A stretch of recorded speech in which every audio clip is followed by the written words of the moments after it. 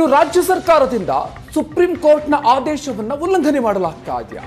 ಬಿಜೆಪಿಯ ಮಾಜಿ ಅಧ್ಯಕ್ಷರಿಗಾಗಿ ಸರ್ಕಾರದಿಂದ ರೂಲ್ಸ್ ಅನ್ನ ಬ್ರೇಕ್ ಮಾಡಲಾಗ್ತಾ ಇದೆ ಅನ್ನುವಂಥ ಅನುಮಾನಗಳು ವ್ಯಕ್ತ ಆಗ್ತಾ ಇದೆ. ನಳಿನ್ ಕುಮಾರ್ ಕಟೀಲ್ ಅವರಿಗೆ ಜಿ ಕ್ಯಾಟಗರಿ ನಿವೇಶನವನ್ನ ನೀಡಲಾಗಿತ್ತು. ಎಚ್ಎಸ್ಆರ್ ಬಡಾವಣೆಯ 5080 ಅಡಿ ನಿವೇಶನ ಶುದ್ಧ ಕ್ರಯ ಪತ್ರವನ್ನ ಮಾಡಿಕೊಡೋದಕ್ಕೆ ಈಗ ಸರ್ಕಾರ ಮುಂದಾಗಿದೆ. ಡಿಸಿಎಂ ಡಿಕೆ ಶಿವಕುಮಾರ್ ಅವರು ಅನುಮೋದನೆಯನ್ನು ಕೂಡ ಇದೀಗ ಕೊಡ್ತಾ ಇದ್ದಾರೆ. ಇಂದಿನ ಕ್ಯಾಬಿನೆಟ್ ಸಭೆಯಲ್ಲಿ ಟಿಪ್ಪಣಿ ಮಂಡಿಸೋದಕ್ಕೆ ಸಿದ್ಧತೆ ಆಗಿದೆ. ನಗರಾಭಿವೃದ್ಧಿ ಇಲಾಖೆಯಿಂದ ಕ್ಯಾಬಿನೆಟ್ನಲ್ಲಿ ಟಿಪ್ಪಣಿ. ಎಚ್ಎಸ್ಆರ್ ಬಡಾವಣೆಯಲ್ಲಿ ಚದರ ಅಡಿಗೆ 23 ರಿಂದ 30 ಸಾವಿರ ರೂಪಾಯಿ ಇದೆ. ಕಟೀಲ್ಗೆ ಹಂಚಿಕೆ ಆಗಿರುವಂತಹ ನಿವೇಶನದ ಮೌಲ್ಯ 12 ಕೋಟಿ ರೂಪಾಯಿ. ಅಭಿವೃದ್ಧಿ ಹೊಂದಿದ ಬಡಾವಣೆಗಳಲ್ಲಿ ಬದಲಿ ಸೈಟ್ಗೆ ಸುಪ್ರೀಂ ಕೋರ್ಟ್ ಬ್ರೇಕ್ ಹಾಕಿದೆ.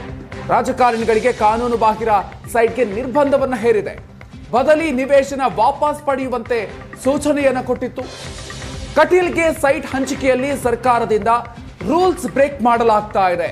ಸೊ ಈ ರೀತಿಯಾಗಿರುವಂತಹ ಆರೋಪ ಈಗ ಕೇಳಿ ಬರ್ತಾ ಇದೆ.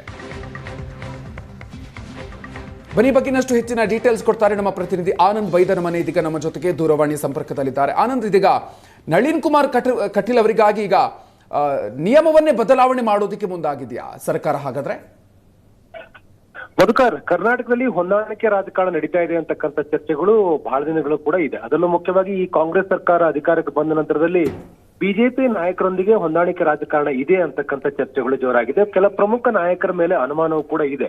ಅದಕ್ಕೆ ಪುಷ್ಟಿ ನೀಡುವಂತೆ ಸಚಿವ ಸಂಪುಟ ಸಭೆಯಲ್ಲಿ ಇವತ್ತು ಮಂಡನೆಯಾಗಿರ್ತಕ್ಕಂಥ ಏನ್ ಟಿಪ್ಪಣಿ ಇದೆ, ಇದು ಹತ್ತಾರು ಅನುಮಾನಕ್ಕೆ ಕಾರಣವಾಗಿದೆ. ಬಿಜೆಪಿಯ ಮಾಜಿ ರಾಜ್ಯಾಧ್ಯಕ್ಷರಾಗಿರ್ತಕ್ಕಂಥ ನಳಿನ್ ಕುಮಾರ್ ಕಟೀಲ್ ಅವರಿಗೆ ಅವರು ಜಿ ಕ್ಯಾಟಗರಿಯಲ್ಲಿ ಪಡೆದುಕೊಂಡಿರ್ತಕ್ಕಂಥ ಸೈಟ್ಗೆ ಶುದ್ಧ ಕ್ರಯ ಪತ್ರ ಮಾಡುವ ಸಂಬಂಧ ಇವತ್ತು ಸಚಿವ ಸಂಪುಟ ಸಭೆಯಲ್ಲಿ ತೆಗೆದುಕೊಳ್ಳುವ ನಿರ್ಧಾರ ಕುತೂಹಲ ಕಾರಣವಾಗಿರ್ತಕ್ಕಂಥದ್ದು.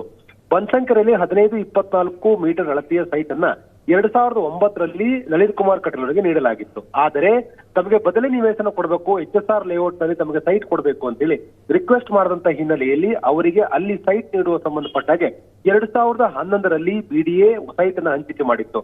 ಹೆಚ್ಚುವರಿಯಾಗಿರ್ತಕ್ಕಂಥ ಮೊತ್ತವನ್ನು ಕೂಡ ನಳಿನ್ ಕುಮಾರ್ ಕಟೀಲ್ ಅವರು ಪಾವತಿ ಮಾಡಿದ್ದಾರೆ. ಆದರೆ ಅವರಿಗೆ ಆ ಸಂಬಂಧಪಟ್ಟಾಗ 2020ರಲ್ಲಿ ಸ್ವಾಧೀನ ಪತ್ರವನ್ನು ಕೂಡ ಕೊಡಲಾಗಿದೆ. ಆದರೆ ಶುದ್ಧ ಕ್ರಯ ಪತ್ರವನ್ನು ಅವರಿಗೆ ಕೊಡ್ಲಿಲ್ಲ.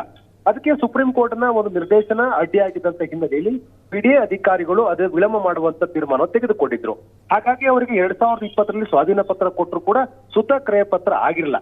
ಈ ಸಂಬಂಧಪಟ್ಟಾಗೆ ಅವರು ಬಿಡಿಎಗೆ ಮನವಿ ಮಾಡಿಕೊಂಡಿರ್ತಕ್ಕಂಥ ಹಿನ್ನೆಲೆಯಲ್ಲಿ ಈಗ ಬದಲಿ ನಿವೇಶನವನ್ನ ಕೊಡುವ ಸಂಬಂಧಪಟ್ಟಾಗೆ ಸುಪ್ರೀಂ ಕೋರ್ಟ್ ಕೊಟ್ಟಿರ್ತಕ್ಕಂಥ ನಿರ್ದೇಶನದ ವಿರುದ್ಧವಾಗಿ ವಿಶೇಷ ಪ್ರಕರಣ ಅಂತ ಹೇಳಿ ಪರಿಗಣಿಸಿ ನಳಿನ್ ಕುಮಾರ್ ಕಟೀಲ್ ಅವರಿಗೆ ಶುದ್ಧ ಕ್ರಯ ಪತ್ರ ಮಾಡಿಕೊಡ್ಲಿಕ್ಕೆ ಪೂರಕವಾದ ನಿರ್ಧಾರವನ್ನು ತೆಗೆದುಕೊಳ್ಳಲಿಕ್ಕೆ ಸರ್ಕಾರ ಹೊರಟಿದೆ.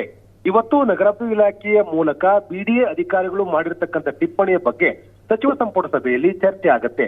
ಚರ್ಚೆ ಬಳಿಕ ನಳಿನ್ ಕುಮಾರ್ ಕಟೀಲ್ ಅವರಿಗೆ ಎಚ್ಎಸ್ಆರ್ ಲೇಔಟ್ ನಲ್ಲಿ ಕೊಡಲಾಗಿರ್ತಕ್ಕಂಥ ಸೈಟ್ಗೆ ಶುದ್ಧ ಕ್ರಯ ಪತ್ರವನ್ನು ಮಾಡುವ ಸಂಬಂಧಪಟ್ಟ ಹಾಗೆ ನಿರ್ಣಯ ತೆಗೆದುಕೊಳ್ತಕ್ಕಂಥ ಸಾಧ್ಯತೆಗಳು ಕೂಡ ಇದೆ.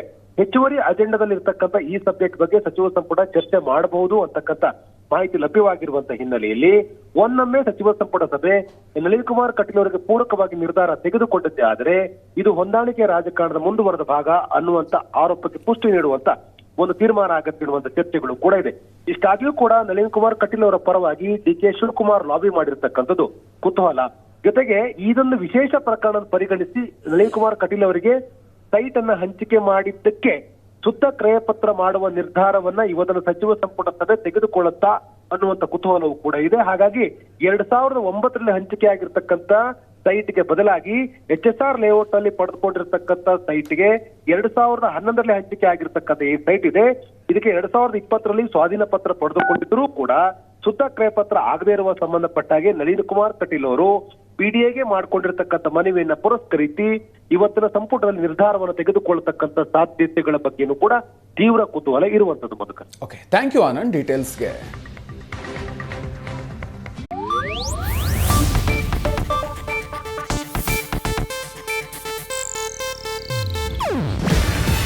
ಇದು ಏಷ್ಯಾನೆಟ್ ನ್ಯೂಸ್ ನೆಟ್ವರ್ಕ್ ಪ್ರಸ್ತುತಿ. ನೀವು ನೋಡ್ತಿದ್ದೀರಾ ಏಷ್ಯಾನೆಟ್ ಸುವರ್ಣ ನ್ಯೂಸ್.